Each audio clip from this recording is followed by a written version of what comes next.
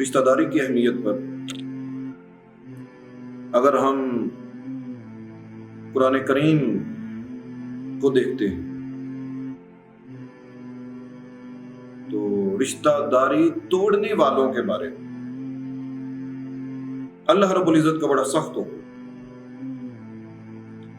سورۃ الرعد 13واں پارہ ہے تو آیت نمبر 25 ہے۔ اللہ رب العزت نے فرمایا والذین ینقضون عہد اللہ من بعد میثاقہ، جو لوگ اللہ کے ساتھ وعدہ پکا کرنے کے بعد اسے توڑ دیتے،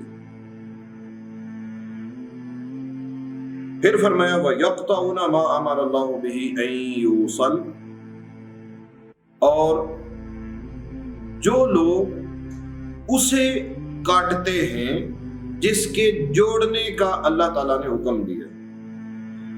یہاں علماء اس کی تفسیر یہ کرتے ہیں کہ اس سے مراد رشتہ داری جوڑنے کا حکم ہے، تو جو اسے کاٹ دیتے ہیں، توڑ دیتے ہیں، جوڑتے نہیں ہیں، توڑ دیتے ہیں۔ پھر فرمایا وَيُفْسِدُونَ فِي الْأَرْضِ، اور جو لوگ زمین کے اندر فساد کرتے ہیں۔ 3 قسم کے لوگوں کا یہاں پہ ذکر فرمایا اللہ تعالیٰ نے۔ کون؟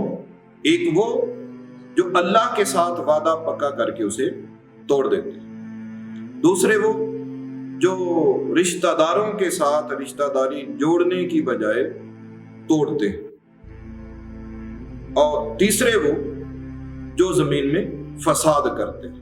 فساد کی کئی صورتیں، تو ان کے بارے میں اللہ رب العزت نے کیا فرمایا ہے؟ ان کے بارے میں اللہ کریم نے فرمایا کہ اولئک لہم اللعنہ، فرمایا یہی ہیں وہ لوگ جن کے لیے لعنت ہے۔ جو اللہ کے ساتھ وعدہ پکا کر کے توڑتا ہے اس کے لیے بھی لعنت۔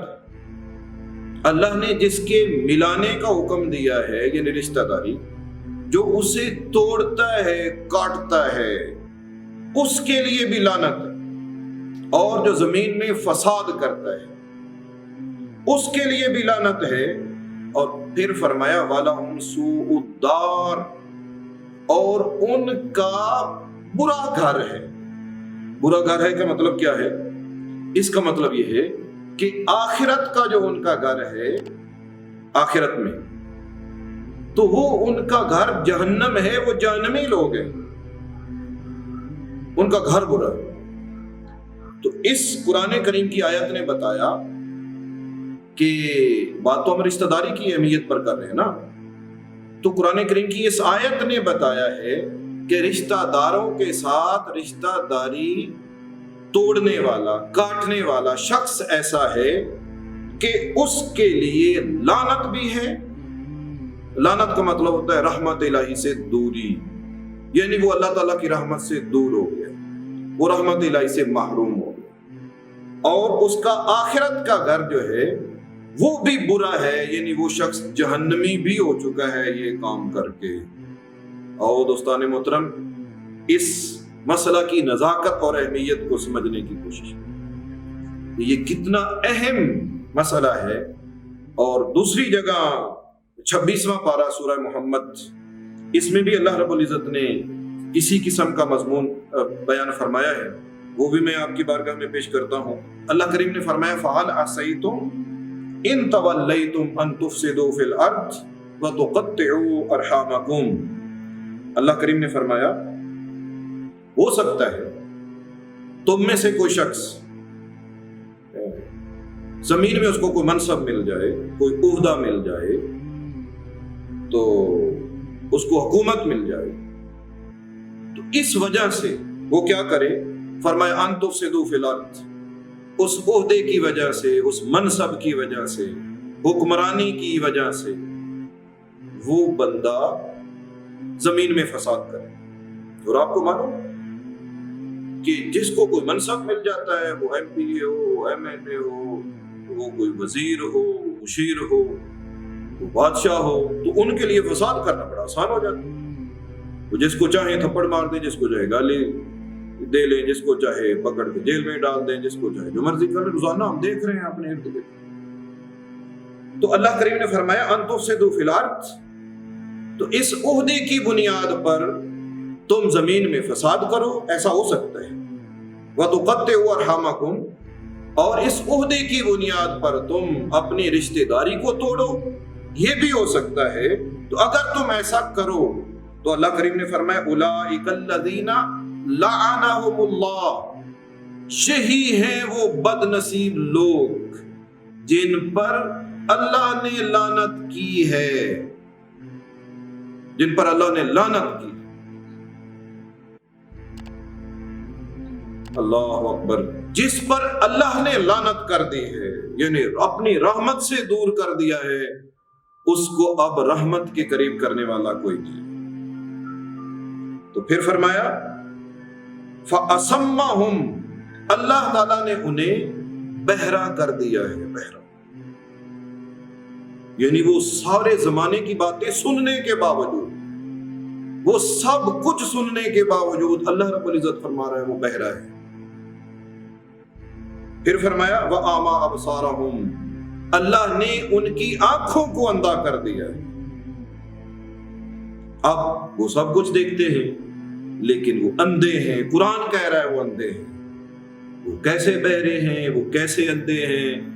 بھئی جس کو قرآن نظر نہ آئے، جس کو نبی کا فرمان نظر نہ آئے، تو جو اللہ اور اس کے رسول کا فرما بردار نہ بن سکا، اس نے قرآن بھی سن لیا، اس نے احادیث مصطفیٰ بھی سن لی کہ رشتہ داروں کے ساتھ تعلق توڑنے میں اتنا نقصان ہے، یہ سب کچھ سننے کے باوجود جب اس نے عمل نہیں کیا تو گویا کہ وہ بہرا ہے۔ وہ سب کچھ دیکھنے کے باوجود، اپنی آنکھوں سے وہ قرآن کی آیات بھی دیکھ رہا ہے، سب کچھ دیکھنے کے باوجود وہ اس پر عمل پیرا نہیں ہوا، تو گویا کہ وہ آنکھوں سے بھی اندھا ہے، اس کا دیکھنا بھی کسی کام کا نہیں ہے، اس کا سننا بھی کسی کام کا نہیں ہے۔ قرآن ہمیں یہ بتا رہا ہے کہ رشتہ داروں کے ساتھ تعلق توڑنے والے، ان پر اللہ نے لعنت کی ہے۔ وہ اس خوش فہمی کو چھوڑ دیں کہ ہم عمرہ کر کے آئیں، وہ اس خوش فہمی کو بھی چھوڑ دیں کہ ہم نماز پڑھتے ہیں، وہ اس خوش فہمی کو بھی چھوڑ دیں کہ ہم روزے رکھتے ہیں، ہم صدقات دیتے ہیں، ہم قربانی کر رہے ہیں، ہم فلاں نیک کام کر رہے ہیں، فلاں نیک کام کر رہے ہیں۔ ان خوش فہمیوں سے نکلیں، وہ چھوڑ دیں ان کو، اور اللہ کریم کا یہ فرمان پڑھیں اگر انہوں نے رشتہ داروں کے ساتھ تعلق توڑا ہے تو اللہ نے ان پر لعنت کر دی ہے، اللہ نے ان کے کانوں کو بہرا کر دیا ہے، اللہ تعالیٰ نے ان کی آنکھوں کو اندھا کر دیا ہے۔ تو یہ ان لوگوں کے بارے میں اللہ رب العزت فرما رہا ہے، میں نہیں کہہ رہا، کہ واضح الفاظ ہیں وَتُقَطِّعُوا أَرْحَامَكُمْ، تم اپنے رحموں کو کاٹو، رشتہ داریوں کو توڑو۔ تو یہ اتنا بڑا نقصان ہے رشتہ داری توڑنے کا، کاٹنے کا۔ میں اس پر آپ کو ایک حدیث پاک بھی سناؤں۔ نبی کریم علیہ الصلوۃ والسلام کے چچا زاد بھائی حضرت عبداللہ بن عباس رضی اللہ تعالی عنہ، مسجد نبوی شریف میں انہوں نے نماز فجر ادا فرمائی، اور اس کے بعد ذکر اذکار میں مشغول بیٹھے تھے۔ ایک شخص پیچھے سے آیا اور آپ کے قریب ہو کر اس نے ایک عرض پیش کی۔ وہ عرض کیا تھی؟ اس نے عرض کی کہ حضور میں نے آپ کو گھر اپنے لے جانا ہے، جب آپ فارغ ہوں تو میرے گھر تشریف لو۔ ٹھیک ہے، آپ جب فارغ ہو اٹھے، اس کے ساتھ چل پڑے۔ جب گھر پہنچے تو گھر میں کچھ لوگ جمع تھے، پوچھا ابھی کیا بات ہے؟ تو انہوں نے بتایا کہ ہمارا کچھ آپس میں جھگڑا تھا برادری کا، رشتہ داروں کا، تو وہ صلح ہوئی ہے، تو آپ کو ہم لے کر آئے ہیں دعا کروانے کے لیے کہ آپ دعا فرما دیں تو اللہ کریم ہماری یہ صلح میں برکت عطا فرمائے اور کامیابی عطا فرمائے۔ حضرت عبداللہ بن عباس تشریف لے گئے، تو انہوں نے دعا سے پہلے ایک اعلان کیا۔ وہ اعلان کیا تھا؟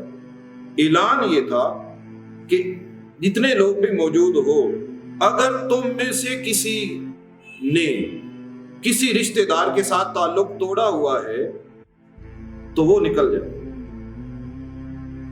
خیر مجمع میں سے کوئی نکلا تو نہیں۔ یہ نہیں کہ وہ لوگ ڈھیٹ ہو کر بیٹھے رہتے تھے، وہ ڈھیٹ لوگ تو عام ہیں، وہ لوگ ڈھیٹ نہیں تھے، وہ واقعہ ہی ایسے تھے کہ ان کا کسی کے ساتھ لڑائی جھگڑا نہیں تھا۔ تو سارے لوگ بیٹھے رہے، ایک شخص نے سوال کر دیا، اس نے کہا کہ حضور آپ کو ہم نے دعا کے لیے بلوایا ہے، تو آپ نے یہ اعلان کیوں کیا؟ تو آپ فرمانے لگے کہ میں نے نبی رحمت صلی اللہ علیہ وسلم کی زبان اقدس سے سنا تھا کہ جس مجمع میں کوئی شخص ایسا ہوتا ہے جس نے رشتہ داروں کے ساتھ تعلق توڑا ہوا ہو، اس مجمع میں کی جانے والی دعائیں رب قبول نہیں فرماتا، اللہ کریم وہاں کی دعاؤں کو قبول نہیں فرماتا۔ تو چونکہ ہم نے یہاں پہ دعا کرنی ہے، میں نے تو اس لیے اعلان کیا کہ اگر کوئی ایسا شخص ہے تو وہ نکل جائے، تاکہ ہماری دعا کی قبولیت میں کوئی رکاوٹ نہ بنے اور ہماری دعا قبول ہو جائے۔ تو پتہ چلا کہ رشتہ داروں کے ساتھ تعلق توڑنے والے، قرآن کہہ رہا ہے ان پر اللہ کی لعنت ہے، وہ بہرے ہیں، وہ اندھے ہیں، ان کا آخرت میں ٹھکانہ انتہائی برا ہے، اور ان کی نحوست دنیا میں یہ ہے کہ وہ جس مجمع میں چلے جاتے ہیں تو مجمع بھر کی، پورے مجمع کی دعا جو ہے اللہ رب العزت قبول نہیں فرماتا۔ یہ نحوست ہے رشتہ داروں کے ساتھ تعلقات توڑنے کی۔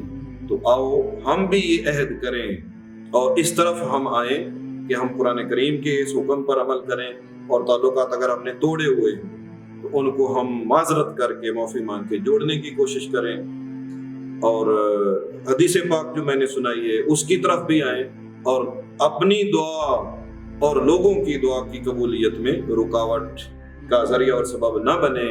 اللہ کریم مجھے اور آپ کو اس فرمان الہی اور فرمان مصطفیٰ پر عمل کی توفیق عطا فرمائے۔